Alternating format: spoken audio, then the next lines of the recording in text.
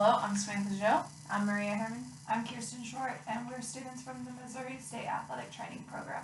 We are discussing Extreme Ownership, Chapters 10 and 11. Absolutely.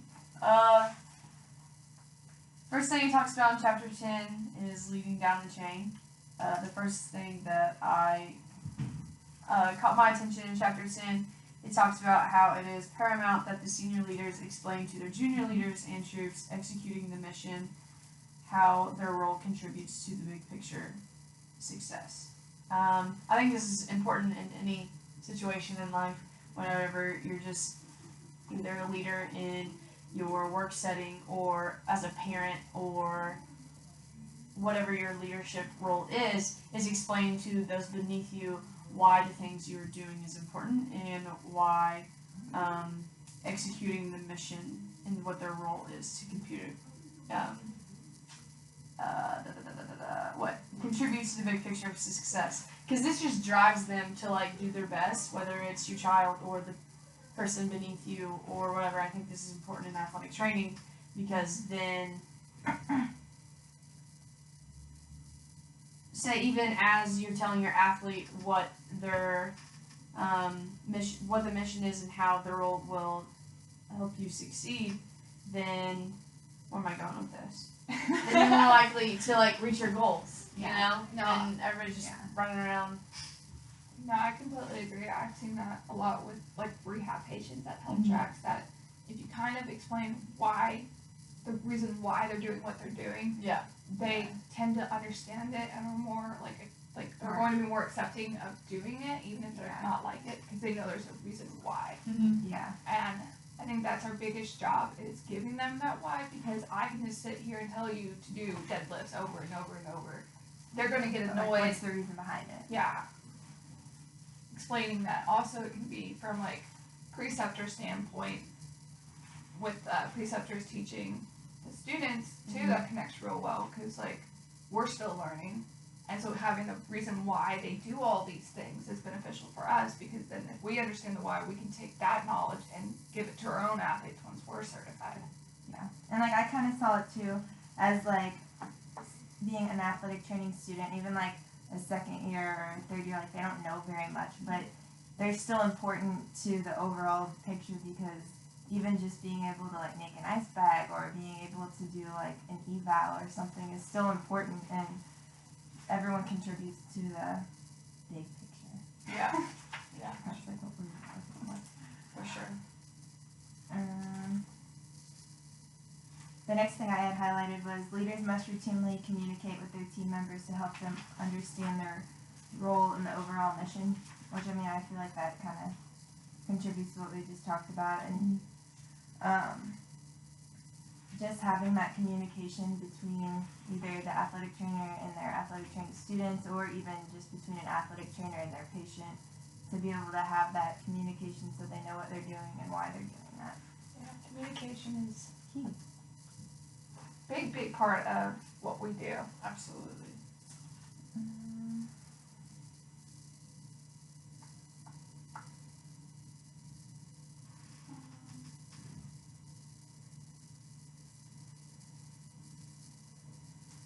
I guess again, going back what we've already discussed in the last two videos, the line, as a leader employing extreme ownership, if your team isn't doing what you need them to do, you first have to look at yourself. And again, with back to health tracks, if a patient's not doing an exercise correctly, we need to make sure we're communicating effectively and telling them what we want them to do, because just because we tell them to do the deadlift, I've seen a lot of people who can't deadlift, so we need to take that time, communicate, and get them proper form. Yeah, we can't just blame them for not knowing how to do it if we're not properly explaining or showing them how to do it.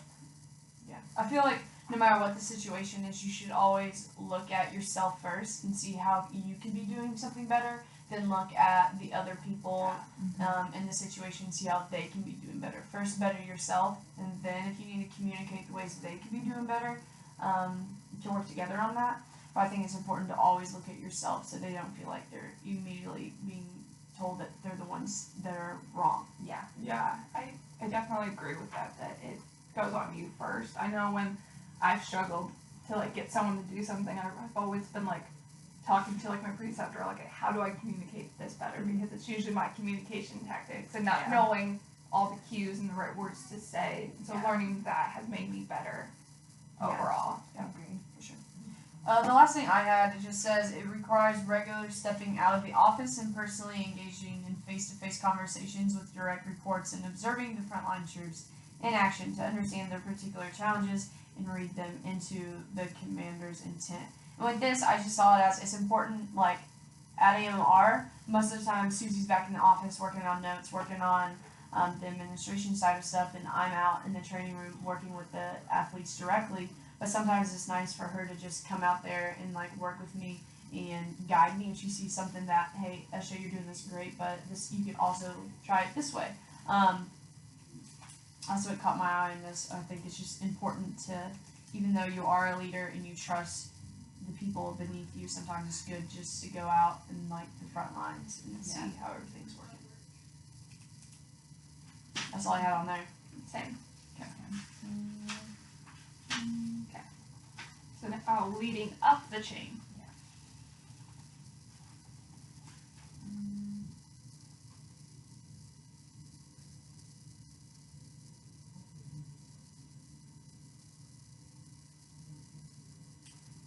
Kind of similar to the other one where it's saying don't blame the boss, blame yourself.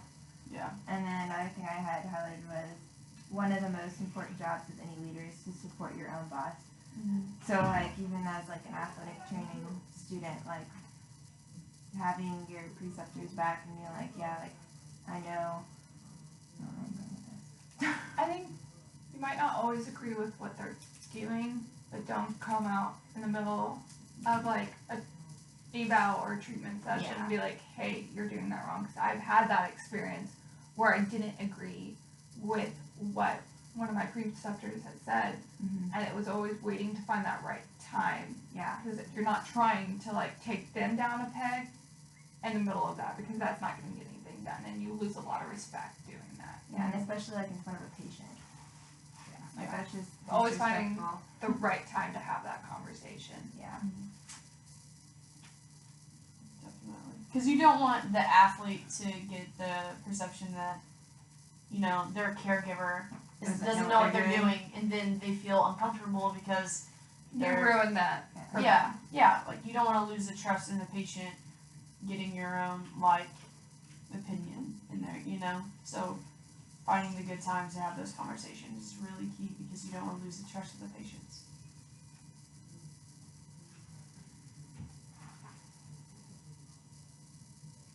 Yeah, kind of with back to what we're saying, a public display of discontent or disagreement with the chains of command undermines the authority of leaders at all levels. Mm-hmm. So me not agreeing with what they were saying, because I had a big problem with it, but if I would have had expressed that during that time, not only would the athlete have lost trust with the preceptor, but would also have lost trust with me, because I was stepping out of the lines and I was being I would have been very unprofessional had I done that. And they go to you because they can trust you and they respect you, and throwing in that argument there loses a lot of respect. Mm-hmm. Yeah.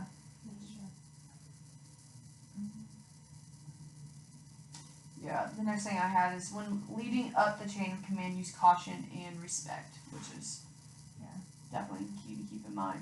Like, it's important to not just if there's something that you disagree with or don't understand, it's important to go talk to them about it and don't let it come off as you're wrong, this is the way it should be or whatever.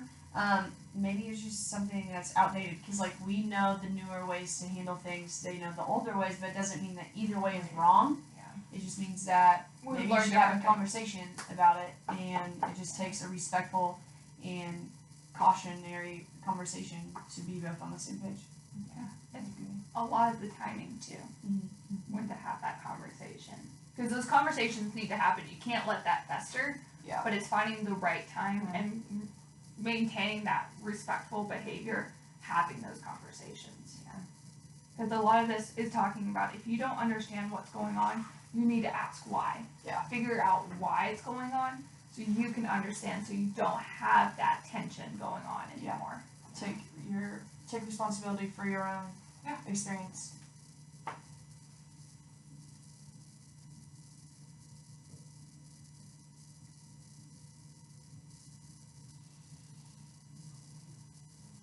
I didn't really have much more for that. I didn't either. Yeah, I did not. I'm gonna go to chapter 11 11. and then do questions. Oh, where'd it go?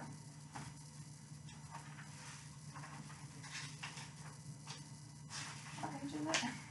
254.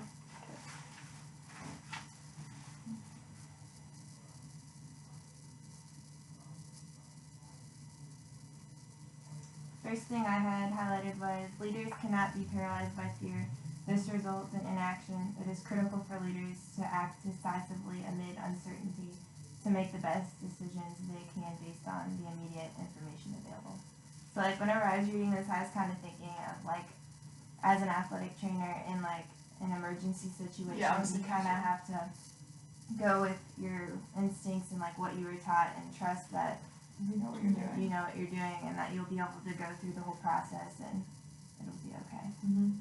I think that plays a lot on like confidence issues because I know one of the comments I always get back from every preceptor that I need to work on is my confidence and just knowing that I know my information because I do, but every time I'm put on like, hey, come up with an exercise program or come up with this patient's rehab and I get just like I stop because I'm like Deer in the headlights. it's like I know what I'm doing and after she talks to me I feel better, but it's like that second I'm like I don't know and I do and it drives me crazy, but it's knowing and trusting yourself a lot and not letting your fears or doubts get in the way of what you know. Yeah, I agree.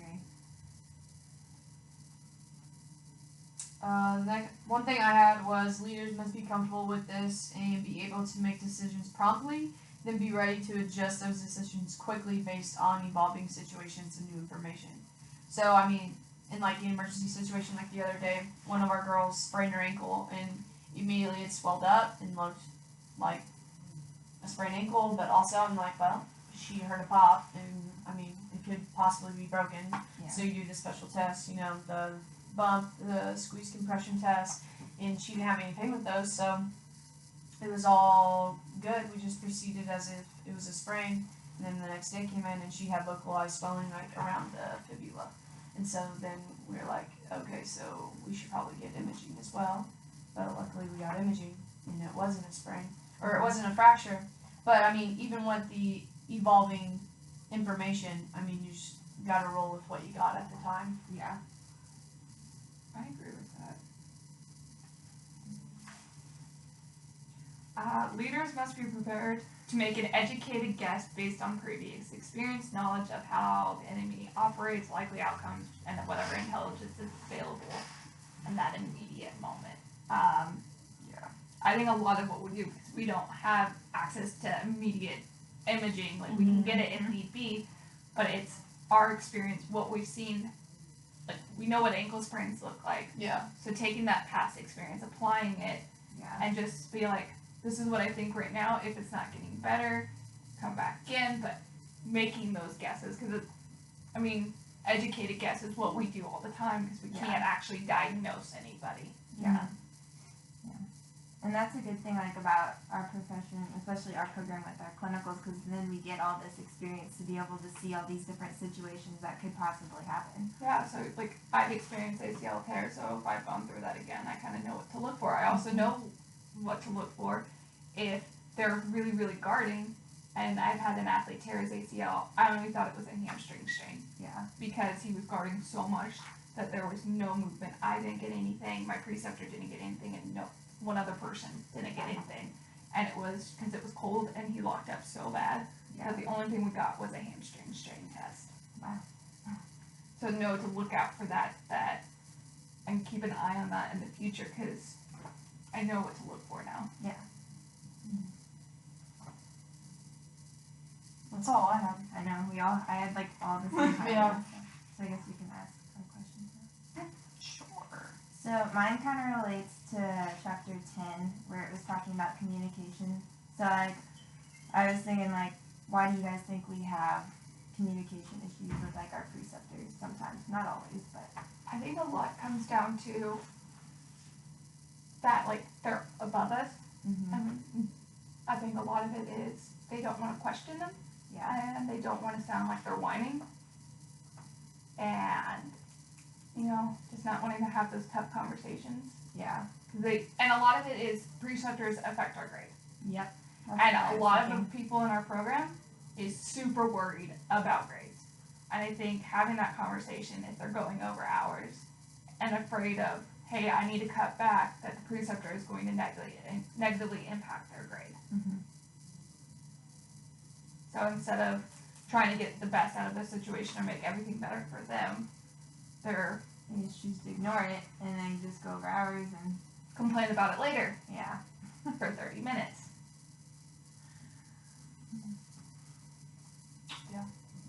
I mean, I don't know. I've never experienced that with a preceptor, so I guess it just depends on the student. Or I've just lucked out with preceptors. Like with me, I just go to clinicals every day with good work ethic and yeah. like doing everything that I'm asked to, and even things that I'm not asked to that I know is just expected of me.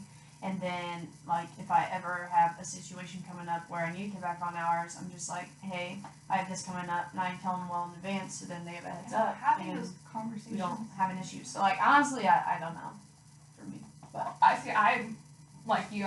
I've never really had that problem. Like I'm tired, but I still go in to my hours with the intention of to learn more. Yeah. And I had that. I've actually had the conversation with my preceptor last night because I was like, Shay works till 7 every day, which is kind of exhausting after a while when everyone else gets to leave at 5 every other day and I'm there till 7. She's like, you don't have to be here till 7. I'm like, I know. And if I thought there came a day that I really needed to leave early, like I would have that conversation with you and sit down. But I learned so much from being there, and I'm trying to make the best because what everyone keeps telling me, this is going to be us in like less than a year. So this is the year to get as much experience and as possible, because soon you're not going to have like someone always watching over you. Right.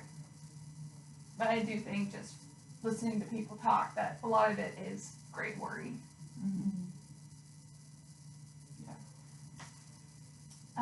My question is, so throughout reading this book, like, is there one big key point that you've taken, like, to heart, or you started applying to your clinical experience? I think for me it's like just taking like that ownership that being a leader, like if something's not going the way you want it to, like you have to be able to one to step up and be like, okay, this is my fault. I can't just blame the people around me. And just taking that ownership, I think that's like one of the biggest things that I take away from this and apply it into clinicals. I think for me, it's just I apply this book more at clinicals as like a challenge to me. I think is because I do take these key parts that we talked about, and then I try to use like either one specific one like on a day-to-day basis, like not being afraid to take on a challenge and doing things that I'm not asked to do. Just do it, do your best, and then go back and think on it and how I could have changed it later or improved myself. I think that's one of the big things that I've taken out of this book so far. You took my question. I don't know, has anything in this book like changed the way that you treat patients or the way that you see your perception on clinicals or anything we do? I think a lot of it is just like, for me, like I said, confidence is my biggest issue. So like reading through this book and realizing that that's something I really need to work on, and it has been something I've been working on. It's forcing me to work on it, trusting myself a lot more, and stepping up more of a leader. I think is because I usually I'm a very quiet person, so making sure I talk to my patients more, communicate with them, get them to know me so they trust me is a lot what I've been working on at Health Tracks.